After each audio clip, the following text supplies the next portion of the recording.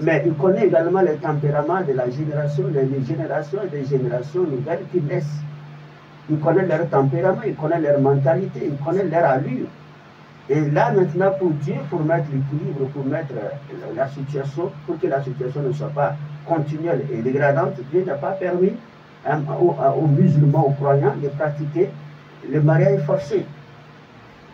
On l'a trouvé aussi dans l'histoire, dans le temps, ou même avec notre époque, même dans certaines localités, dans les campagnes, dans les villages, certain nombre de coutumes, traditions continuent à être entretenues dans le cadre également du mariage. Le mariage qu'on considère des passe-passe.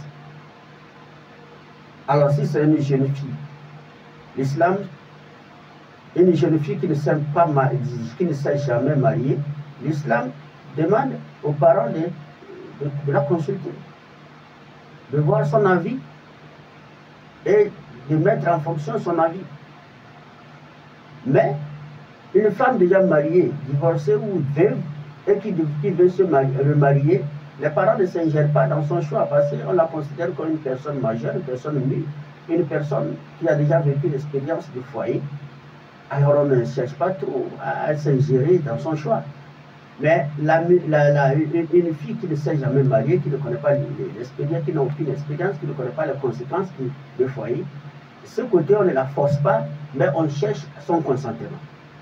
Et si elle arrivait qu'elle refusait, ne connaît pas également le bien-être de cette famille ou des choses, à ce moment on essaie de la faire comprendre. On appelle ça un dialogue qui doit naître entre les parents et cette fille, et jusqu'à obtenir son accord. Et lorsqu'on quitte ce domaine-là, on ne force pas. On vient dans une autre coutume, une tradition encore qui est continuelle, et les gens continuent par l'entretenir. Vous allez trouver le mariage de passe-passe des femmes, c'est-à-dire un homme qui meurt, dans les traditions coutumes, le petit frère épouse la femme. L'islam n'est pas interdit cette façon de se marier. Mais l'islam tient compte du consentement de la femme. Que ça ne soit pas également un mariage qu'on considère comme c'est une coutume, c'est notre tradition parce que mon père, ma grand-mère, notre parent, il était mort, on a pris notre grand-mère lui donnait son petit frère, donc ça va rester comme une continuité. Et qu'on oblige comme si c'est quelque chose de sacré, c'est comme si c'est un ordre sacré de notre clan ou de notre tribu ou notre famille de continuer par entretenir. Et là, l'islam dit non. L'islam accepte ce mariage. Si l'homme meurt, son petit frère peut épouser, mais à condition que la veuve soit d'accord. Et si la veuve est d'accord, ce n'est pas un passe-passe.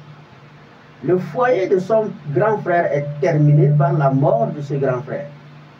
Alors une nouvelle demande de main doit être opérée. Le nouveau mari, qui est le petit frère, doit engager, la femme doit quitter le foyer, c'est-à-dire la famille, rejoindre elle sa famille, parce que son mari est mort. Et le petit frère doit aller demander la main. Et on la consulte, elle accepte.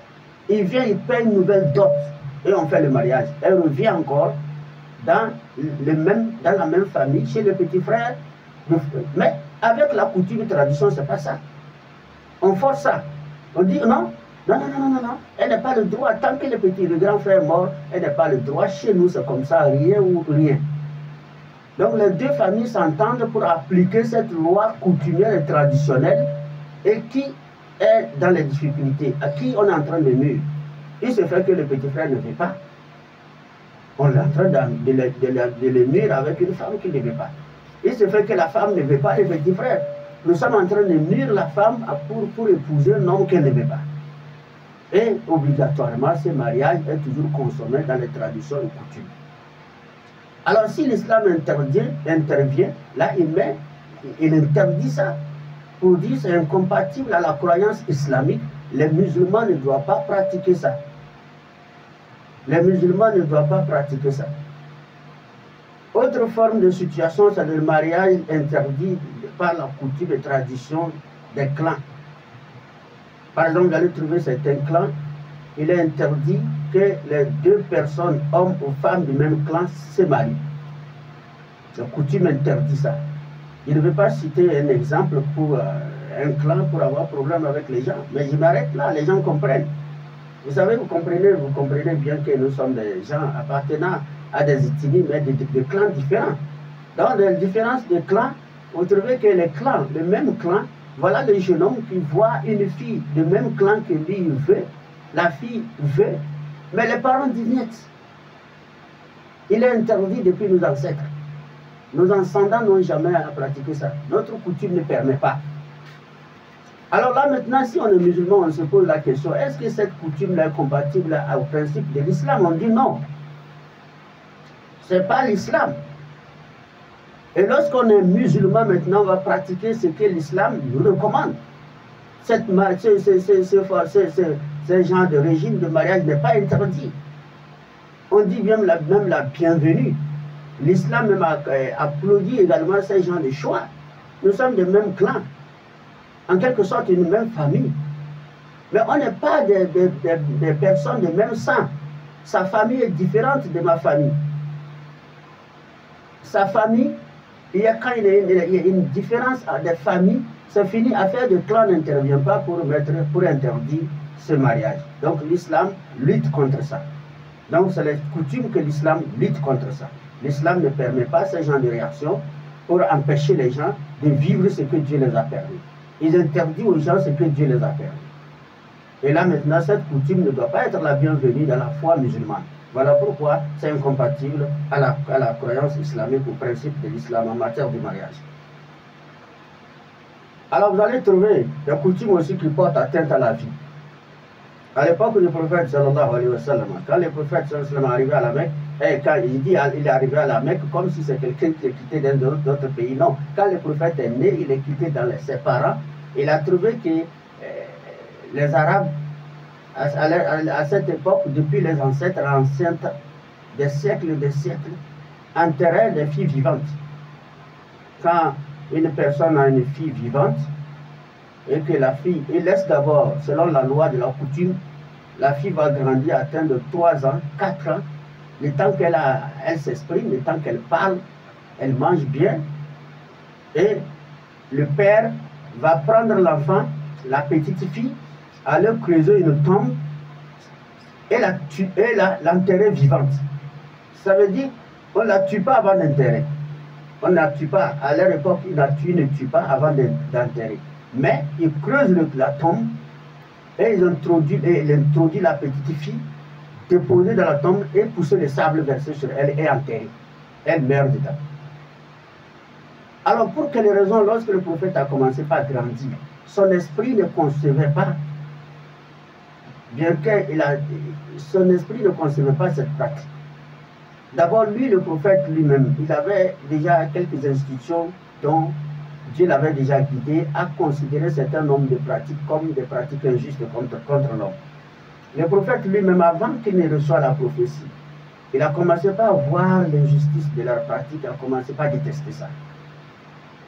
Pourtant, il n'a pas une révélation qui le déclarait que c'est interdit par Dieu.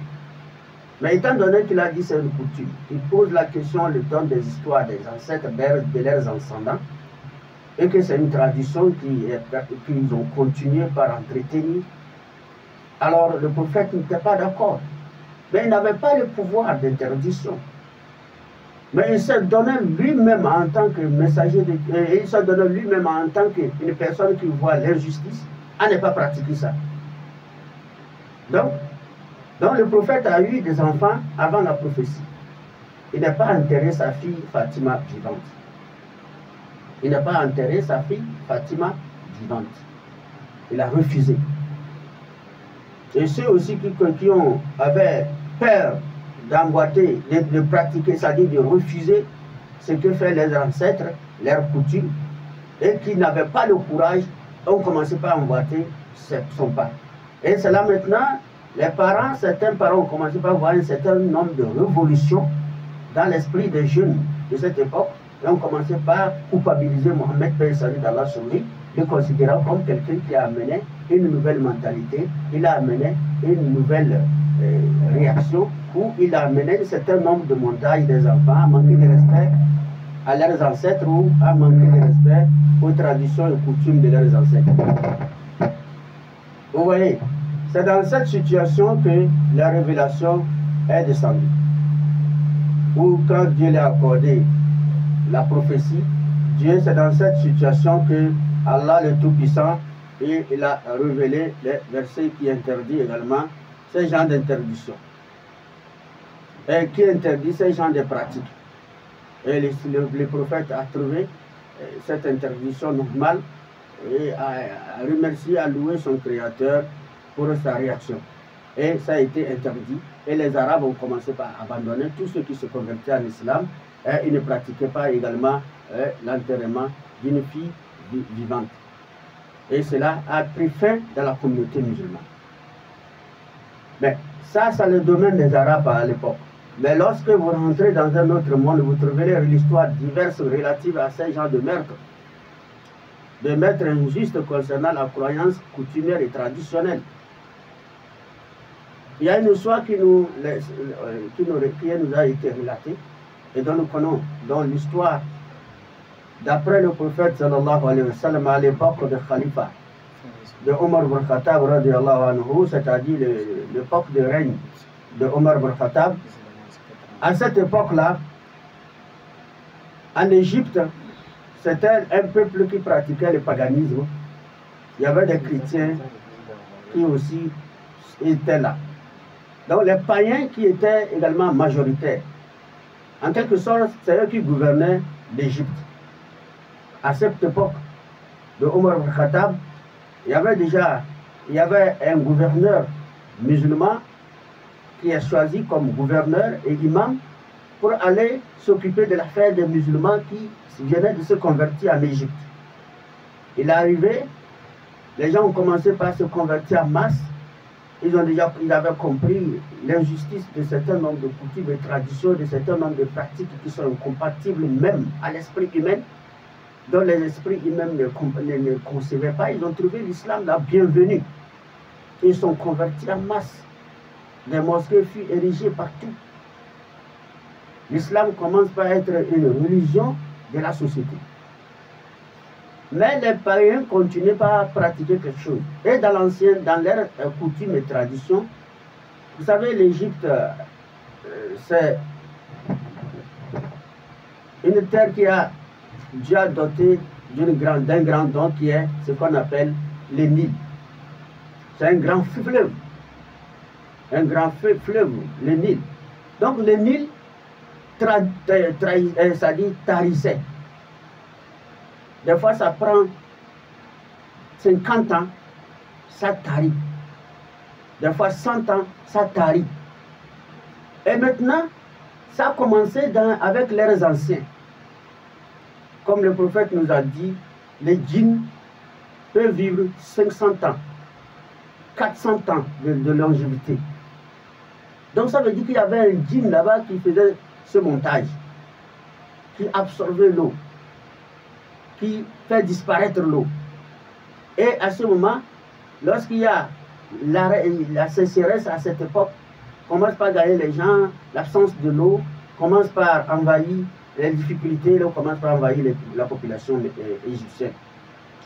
Mais à l'époque de ce gouverneur, Amr ibn As, malheureusement, la situation s'est produite comme une épreuve aussi aux musulmans qui vivaient à cette époque.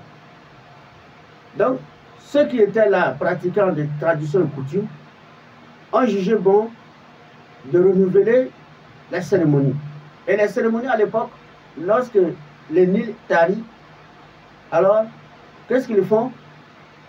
Ils tuent une jeune fille. On choisit une jeune fille, la plus belle du pays, et on donne sacrifice au fleuve. Et qui, tout de suite là, la pluie commence par pleuvoir, et tout de suite là, le fleuve commence par remplir.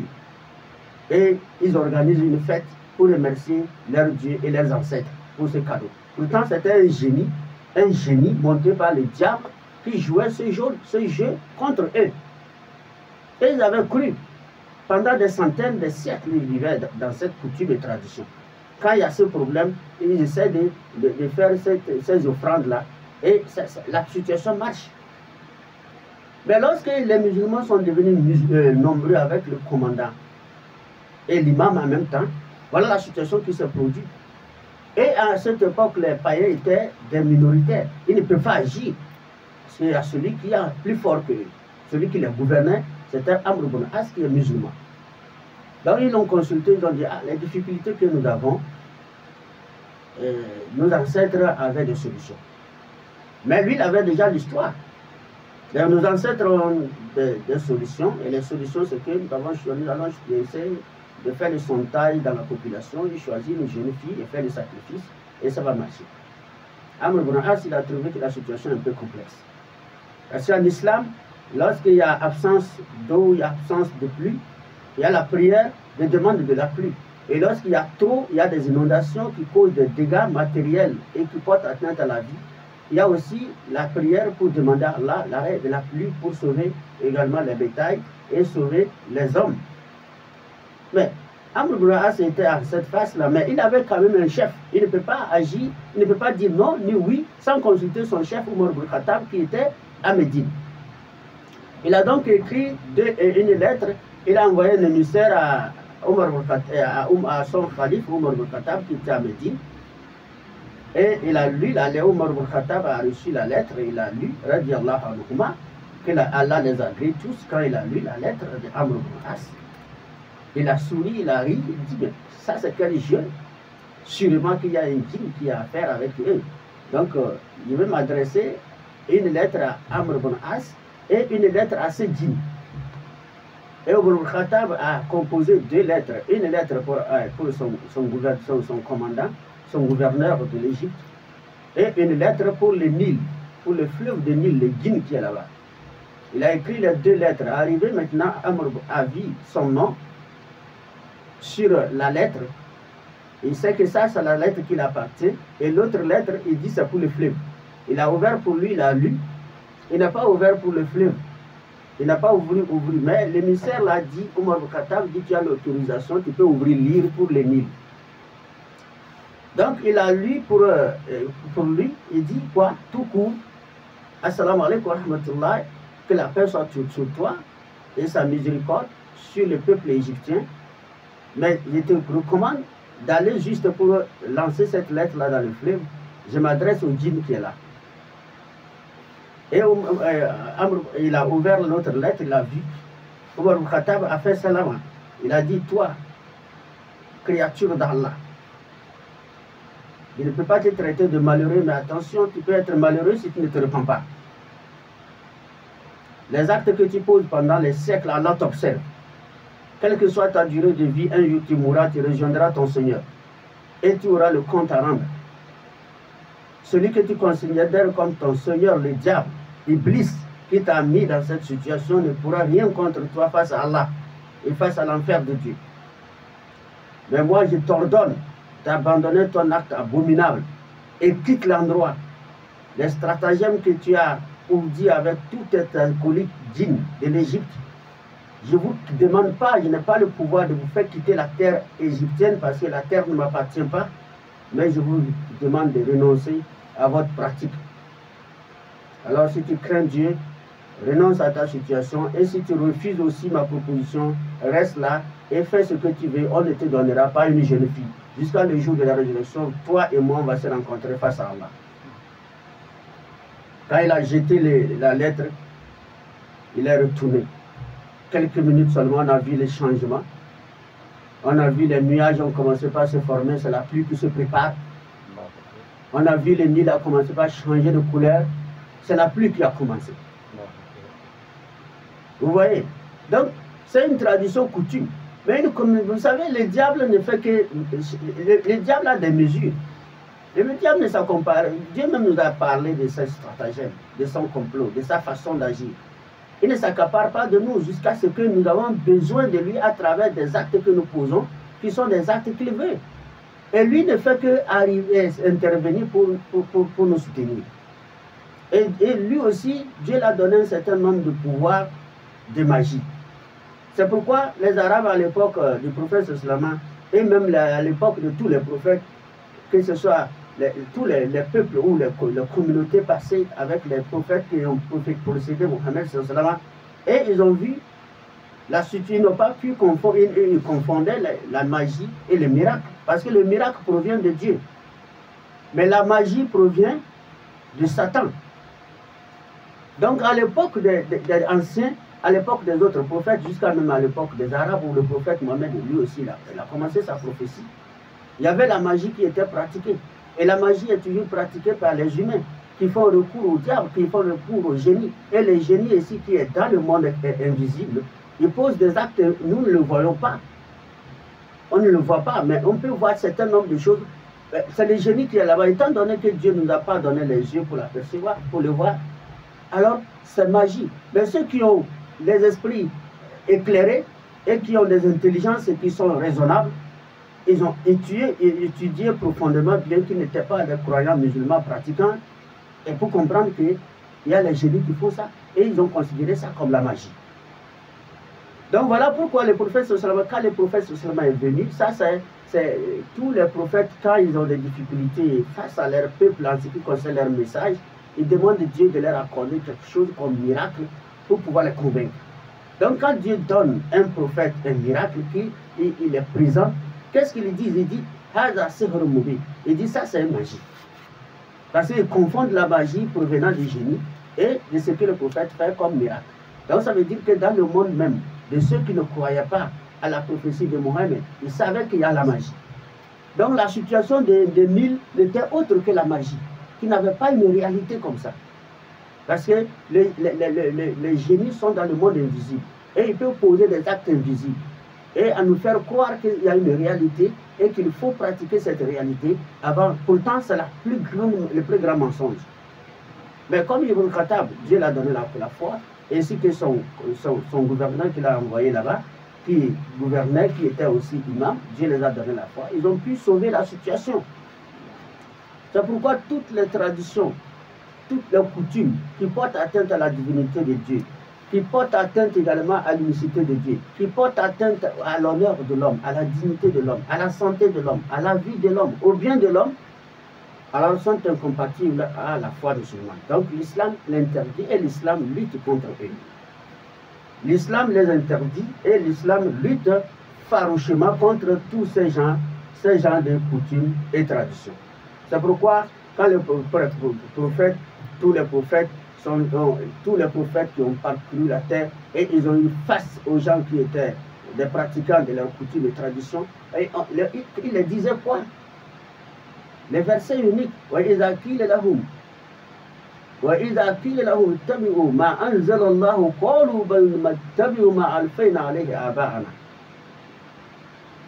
أَوَلَوْ كَانَ آبَاءَهُمْ لَا يَعْقِلُونَ شَيْئًا وَلَا يَهْتَدُونَ. Alors, les prophètes tous sont venus et le prophète est venu avec les mêmes propos.